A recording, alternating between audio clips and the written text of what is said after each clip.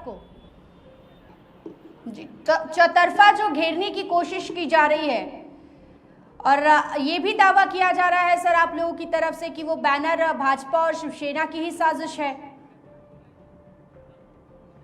ऐसा है, ये काम जिसने भी किया है वो निहायत बुज़दिल, बेशर्म, हताश, निराश, बेईमान आदमी का काम है। उसकी हिम्मत नहीं है कि दिन के उजाले में वो काम करे। जो रात का अंधेरा लेके काम करता है उसे चोर कहते हैं। तो ये कार्रवाई जो है, ये काम जो है चोरों की है, जिसके अंदर किसी प्रकार की कोई हिम्मत नहीं है।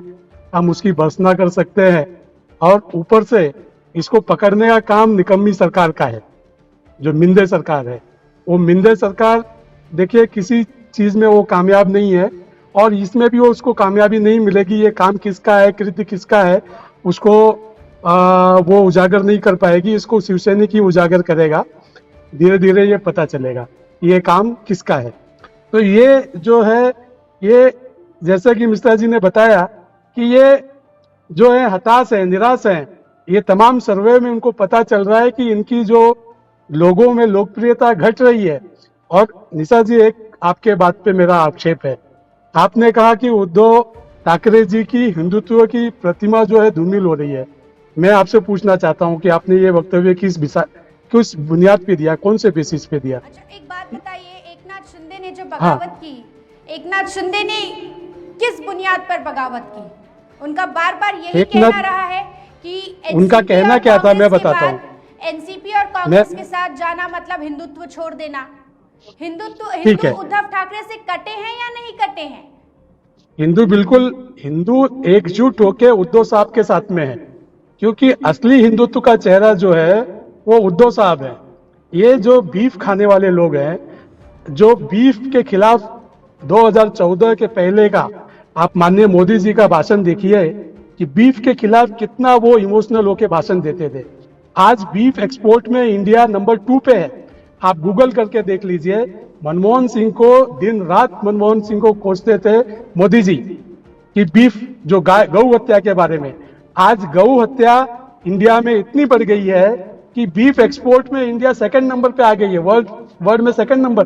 तो ये इसको हम लोग बीफ भारतीय जनता पार्टी को भ्रष्टाचारी जनता पार्टी भी कहते हैं और इसको हम लोग गुजराती में बीफ जमुआनु पार्टी भी कहते हैं। ये गोवा में बीफ खाते हैं, नॉर्थ ईस्ट में बीफ खाते हैं। तो ये बीफ खाने वाले लोग असली हिंदुत्व वाले नहीं है। असली हिंदुत्व अगर कोई भी है यहाँ पर तो ये मात्र शिवसेना है और मात्र उद्धव साहब है। और आपके सवाल का जवाब देता हूं, जब सबे सवेरे का जो शपथ ग्रहण हुआ था तो कौन एनसीपी के साथ गया था? पहले जो है बीजेपी ने एनसीपी के साथ गठजोड़ की, फिर हमने उसके बाद कार्रवाई की। हमने कार्रवाई की तो गलत, बीजेपी ने हिंदुत्व नहीं छोड़ा। फिर पीडीपी के साथ जाके गलबैया कर ले रहे हैं जो आतंकवादियों के साथ में है। मैं और एक बात कहता हूं, सबके ऊपर ईडी और सीबीआई की कार्रवाई हो रही है बड़ी। मैं इसको बारीकी से देख रहा हूं। अकबरुद्दीन ओवैसी और उनका जो भाई है वो हिंदू देवी देवताओं को इतनी गाली दिया, उनके ऊपर कोई कार्रवाई नहीं। पूरा हैदराबाद लूट के बैठा है आदमी, वहां तक जाने की कोई हिम्मत नहीं है। तो ये तो हम जो कहते हैं कि अकबरुद्दीन ओवैसी भारतीय जनता पार्टी का बी टीम है, तो इसका हमारे पास कहने का बुनियाद है ना। हम कुछ बेसिस से कहते हैं कि ये बी टीम के ऊपर क्यों कार्रवाई नहीं हो रही है। अकबरुद्दीन ओवैसी के साथ गलबैया वो अलग से जोड़ लेते हैं, तो उसके वो जो जोड़े हुए हैं उसको आप क्या कहेंगे? अकबरुद्दीन ओवैसी जाके औरंगजेब के मजार पे घुटने टेकते हैं और ये उस पर खामोश रहते हैं। तमाम बीजेपी के नेता जाके औरंगजेब के मजार पे घुटने टेके हुए हैं। क्या एक और प्रश्न मेरा, प्रकाश अंबेडकर जी के साथ जो हमारी करीबी है उससे लोग और भी डरे हुए हैं। प्रकाश अंबेडकर जी जो पूज्य बाबा साहेब अंबेडकर जी के ग्रैंडसन हैं, कोई बीजेपी वाला ये देखना नहीं चाहता है कि वो आगे बढ़े। जो वंचित गट को वो आगे बढ़ाने का काम कर रहे हैं, वंचित लोगों के बात को। औरंगजेब के मजार पर गए उसे आप सही ठहरा रहे हैं कमलेश यादव जी? मैं सही नहीं ठहरा रहा हूँ किसी बात को, मैं औरंगजेब को सही नहीं ठहरा रहा हूँ। नहीं नहीं, उसका विरोध किया तो और ना आप उसका विरोध करते हुए नजर आ रहे हैं। और नहीं, हम यही सही नहीं कारण ठहरा रहे, हम कहा कह रहे हैं ना। जाता है कि देखिए उद्धव ऐसा है, ठाकरे की हिंदुत्व की छवि धूमिल हो रही ऐसा है, ऐसा है, अनेकों कोई सही उदाहरण नहीं। मैं आपको दे सकती हूँ कमलेश यादव जी।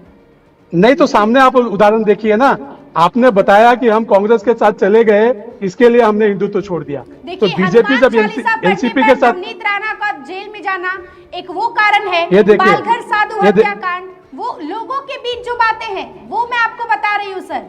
निशा लोगों के बीच जो निशा बातें जी, हैं। निशा जी, अभी जो वारकरी समाज के लोगों पे जो लाठीचार्ज हुआ उसके बारे में क्या कहेंगे आप? जी आप ही लास्ट टाइम वो जो हत्याकांड हो गया था वो बच्ची का जो दिल्ली में, अभी जो फिलहाल हत्याकांड हो गया है उसी तरह का सिमिलर, उसके बारे में आपका क्या विचार है? आप जो है एक चश्मे से नहीं देखिए, आप दोनों आंख से देखिए। अब यहाँ पर जब भ्रष्टाचार का बात हो रहा है, सर, ये मैं दोनों हिंदुत्व आंखों से हमारा देख रही हूँ और मैं आपसे भी हिंदू- सवाल करूंगी, मैं भाजपा वालों से भी सवाल नहीं, करूंगी।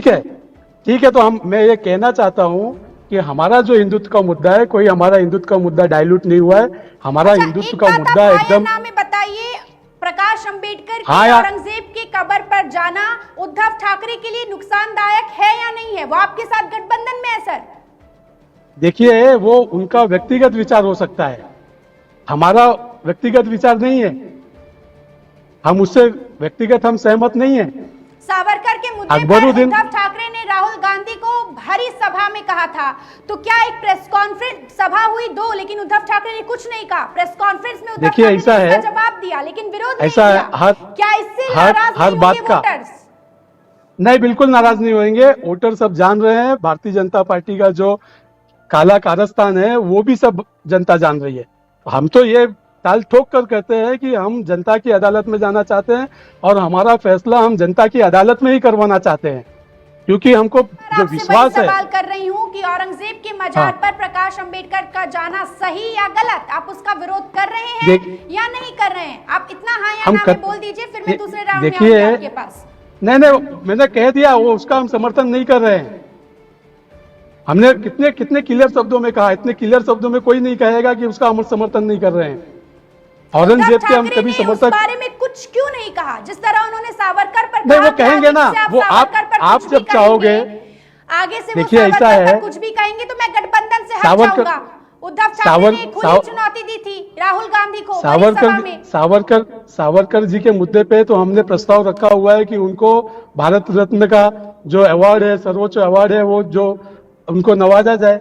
यही भारतीय जनता पार्टी है नहीं मान्य कर रही है।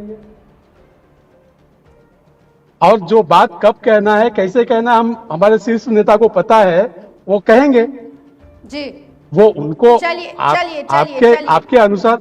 दूसरी बात, जो भ्रष्टाचार के ऊपर बात हो रहा है, वहां पे जो कार्रवाई हो गई जो शाखा पे, ये जो कहते हैं अपने आप को शिवसैनिक, और शिवसेना के शाखा पे कार्रवाई कर देते। जनता ये भी बाकी सारी चीजें बारीकी से बड़ी देख रही है। और भारतीय जनता पार्टी को हम भ्रष्टाचारी जनता पार्टी क्यों कहते हैं? क्योंकि ये लोगों को डराते हैं, धमकाते हैं। जब अभी मिश्रा जी ने बताया, लोगों को किस तरह से धमकाते हैं। और जो इसके अंदर जिसके रीढ़ में हड्डी होगी, जो मर्द आदमी होगा, वो इस तूफान का सामना करेगा, डरेगा नहीं, जेल जाने से भी नहीं डरेगा, किसी कोई चीज का नुकसान होता है उससे भी नहीं डरेगा। और ये सब तत्कालीन बातें हैं और हम लोग इंतजार कर रहे हैं कि कब जनता की अदालत में हम जाएंगे और जनता की अदालत में हमारा फैसला होगा।